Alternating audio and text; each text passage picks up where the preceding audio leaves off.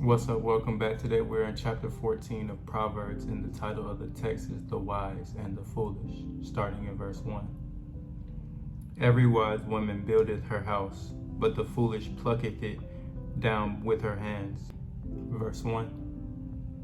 The wise woman is not wisdom personified, but a flesh and blood woman. Solomon is urging his son to look for a wise woman. To build up a house, the word can also mean household. Women in turn are encouraged to be the kind who build rather than tear down. He that walketh in his uprightness feareth the Lord, but he that is perverse in his ways despiseth him. In the mouth of the foolish is a rod of pride, but the lips of the wise shall preserve them. Verse 3. In the first line, the Hebrew is literally in the mouth of a fool, a rod of pride. In one sense, the rod is in his mouth is his tongue, which makes proud speech. The rod is also a method of discipline, which the foolish bring upon himself. Where no oxen are, the crib is clean, but much increases by the strength of the ox. Verse 4. Clean could also be translated pure. You do not have to worry about having feed on hand and cleaning up after oxen if you do not have any. But you also will not have much increase. Sometimes the benefit of investment outweigh the cost of inconveniences involved. A faithful witness will not lie, but a false witness will utter lies. Verse 5. A person can tell the quality of testimony by considering the character of the witness. A scorner seeketh wisdom and findeth it not, but the knowledge is easy unto him that understandeth. Go from the presence of a foolish man, when thou perceiveth it not in him the lips of knowledge. Verse 7. The fool's problem is not ignorance, but a lack of reverence for the truth. The wisdom of the prudent is to understand his way, but the folly of fools is deceit. Verse 8. This verse says literally the folly of fools is deceit. This could mean that they deceive themselves through their own stupidity, or their stupidity is evident in the deceit they practice on others. Fools make a mock at sin, but among the righteous there is favor. The heart knoweth his own bitterness, and a stranger doth not intermeddle with his joy. Verse 10. No one can completely know what another person's heart is feeling. The house of the wicked shall be overthrown, but the tabernacle of the upright shall flourish. There is a way of which seemeth right unto a man, but the end thereof are the ways of death. Even in laughter the heart is sorrowful, and the end of that mirth is heaviness. Verse 13. Sorrowful is literally in pain. Appearances may be deceptive. The true nature of things is shown by their end. The backslider in heart shall be filled with his own ways, and a good man shall be satisfied from himself. Verse 14. A backslider person is literally one whose heart turned back. The simple believeth every word, but the prudent man looketh well to his going. Verse 15. While the mocker rejects everything, the simple person believes everything. The prudent person is guided by godly wisdom to watch his own steps, to practice discretion. A wise man feareth and departeth from evil, but the fool raggeth and is confident. Verse 16. A wise man fears the Lord and turns from evil. In contrast, the fool's hot temper gets him into trouble. He is careless or self-confident because he thinks he is secure, but he is wrong. He that is soon angry dealeth foolishly, and a man of wicked devices is hated. Verse 17.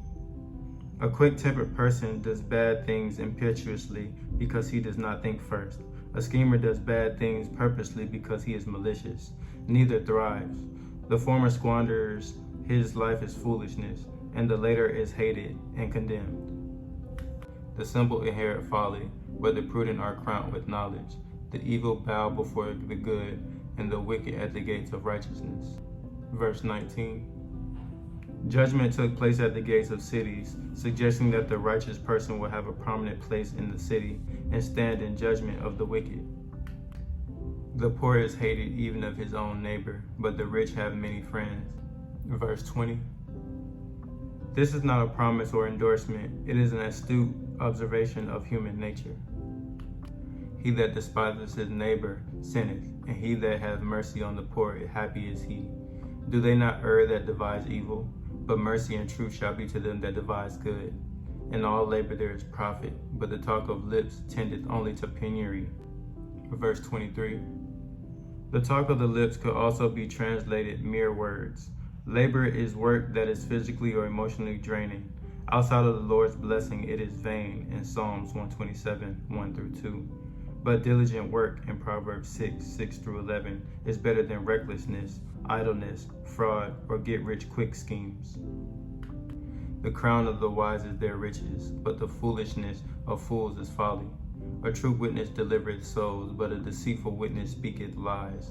In the fear of the Lord is strong confidence, and his children shall have a place of refuge. The fear of the Lord is a fountain of life, to depart from the snares of death. Verse 27. This proverb is the same as chapter 13, verse 14, except that the fear of the Lord is in place of the law of the wise. The two ideas are nearly interchangeable because wisdom presupposes the fear of the Lord. In the multitude of people is the king's honor, but in the want of people is the destruction of the prince. Verse 28. When the followers of a prince desert him, he can be devastated or terrified in 1 Samuel 13, 11-12, or 1 Kings 12, 1-20. He that is slow to wrath is of great understanding, but he that is hasty of spirit exalteth folly. Verse 29. Slow to wrath is literally slow at becoming angry. Outside of Proverbs, the phrase in the Old Testament is always used of God in Exodus 34:6, Numbers 14:18, Nehemiah 9:17. A sound heart is the life of the flesh, but envy the rottenness of the bones. He that oppresseth the poor reproaches his maker, but he that honoreth him have mercy on the poor. The wicked is driven away in his wickedness, but the righteous hath hope in his death. Verse 32. Even while he is dying or after his death, the righteous person looks for and finds hope in Jehovah. Wisdom resetteth in the heart of him that hath understanding, but that which is in the midst of fools is made known. Verse 33. Wisdom among fools is merely known. Among the discerning, she literally comes to rest. Righteousness exalteth a nation, but sin is a reproach to any man. Verse 34. While many proverbs promote personal ethics, this proverb takes ethics to a national level. The king's favor toward a wise servant, but his wrath is against him that causes shame. Verse 35.